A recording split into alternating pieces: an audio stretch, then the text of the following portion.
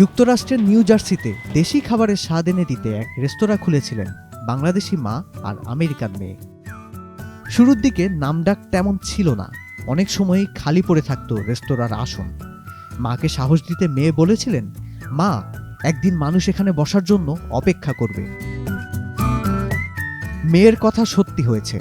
এখন সপ্তাহে 6 দিন মাত্র 4 ঘন্টার জন্য চালু থাকে মা নুরি গুলশান রহমান ওরফে আম্মা রহমান আর মেয়ে নুরি ফারহানা রহমানের বাংলাদেশি ঘরোয়া খাবারের এই রেস্তোরাঁ। আর এই অল্প সময়ে এখানে এমন হুমড়ি খেয়ে পড়েন ভোজন রসিকেরা, গোটা মাসে একদিনও বসার জায়গা খুঁজে পাওয়া দায় এখানে।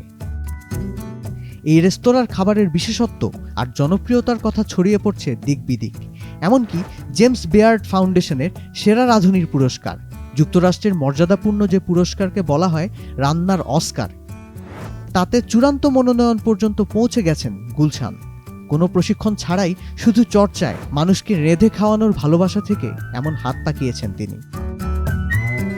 জার্নাল স্কোয়ারের সামিট এভিনিউ ব্লকে অবস্থিত গুলশানের এই রেস্তোরাঁর নাম কড়াই কিচেন। রেস্তোরাঁর ওয়েবসাইটে এমনকি ঢোকার পথেও চোখ পড়বে এক সাইনবোর্ডে, সেখানে বড় বড় অক্ষরে লেখা নো চিকেন টিক্কা মাসালা হিয়ার, অর্থাৎ এখানে চিকেন টিক্কা মাসালা পাওয়া যায় না। তা না হয় বোঝা গেল, কিন্তু ঢোকার পথে এ লেখা ঝুলিয়ে রাখার মানেটা কি? চিকেন টিক্কা মাসালার সঙ্গে কি বৈরিতা রেস্তোরাঁ মালিকের?